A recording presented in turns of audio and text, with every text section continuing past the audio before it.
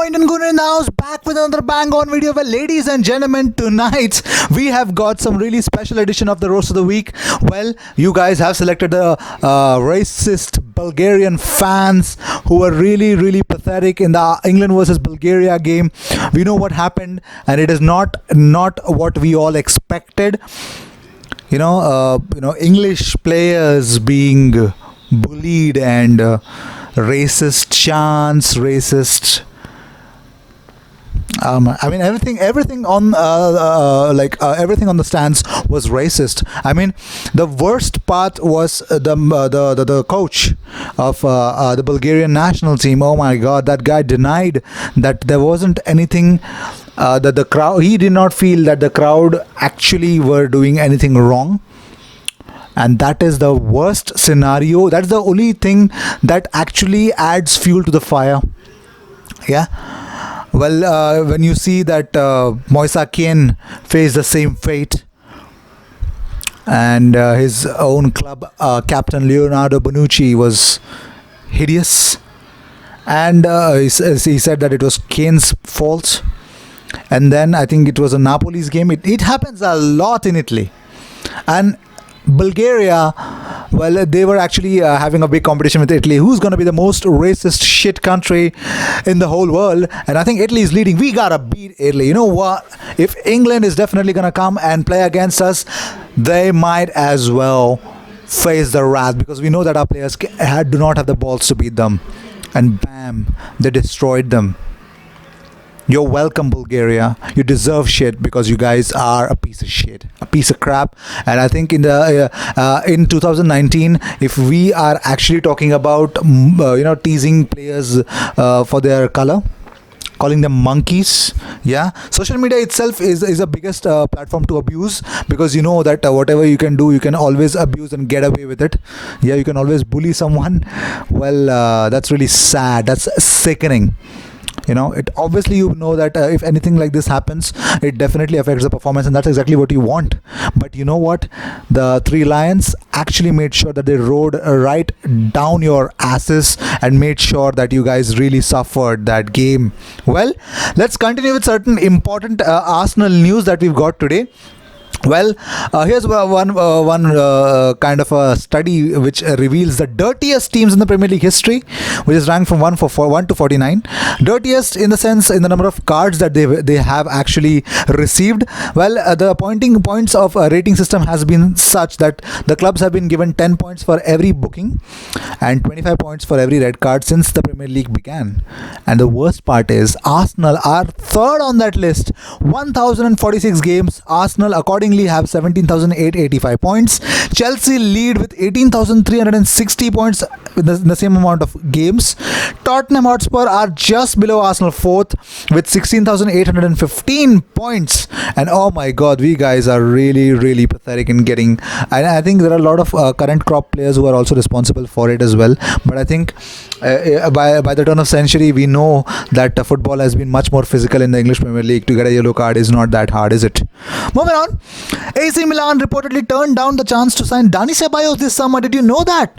I mean, Arsenal managed to land the midfielder on a season-long loan, yes, but did you know that Milan were in talks to sign the playmaker but wanted a permanent deal instead of a loan agreement?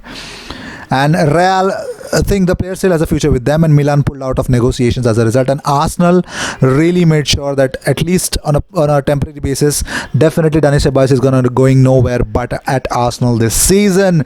Moving on, Arsene Wenger believes Tottenham's struggles makes his achievement of qualifying for the Champions League 20 years in a row even greater. He says, every year people want something more from you. I experienced that at Arsenal. We were 20 consecutive years in the top 4, but in the end it was not enough anymore. Today, if you get into Champions League, people are very happy. That happened to Pochettino. Once you're somewhere 4 or 5 years ago, no matter how good a job you've done, you have to show people you can give even more. He's at that stage. When I played them 2 or 3 years ago, they looked like a young, hungry team who had found good strengths, good core of the team with people who were together growing inside the club.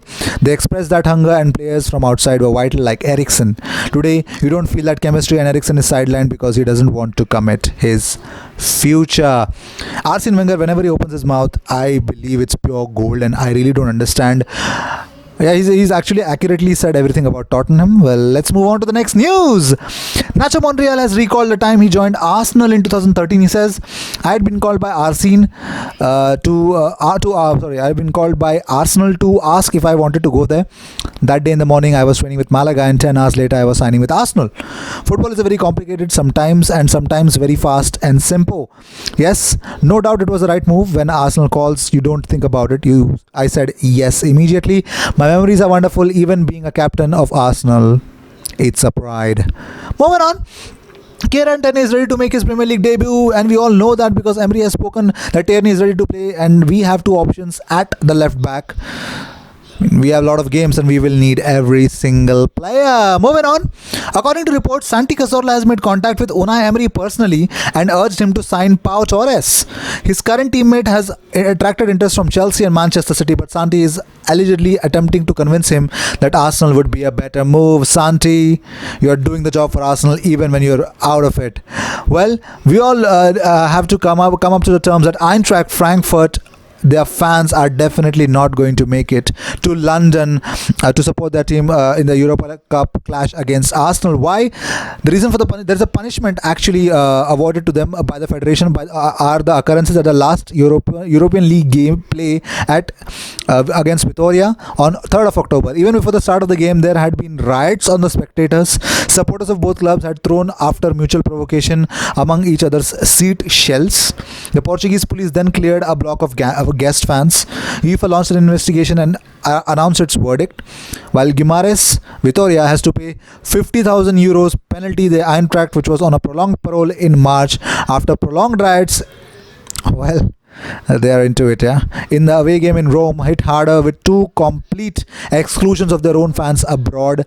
Affected are the next away games in Standard Liège on November 7th and the last group game on their third place at Arsenal, which will be November 28th. So they called for it, didn't they? Moving on.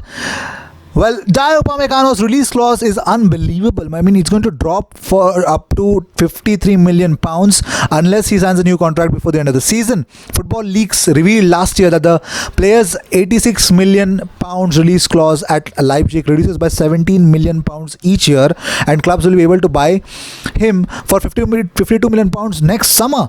I mean, however, Leipzig are ready to accept a lower fee to stop the risk of losing him on a free when his contract expires in 2021. Leipzig signed him for $9 million from sister club Red Bull Salzburg in 2017, and he has been unbelievable since then. So let's see if that's gonna happen or not. Well, this was the news of the day, and this was the roast of the week. If you guys liked it, do leave a like and definitely let me know in the comments what you feel about it. I will see you in my next video. Until then, cheers.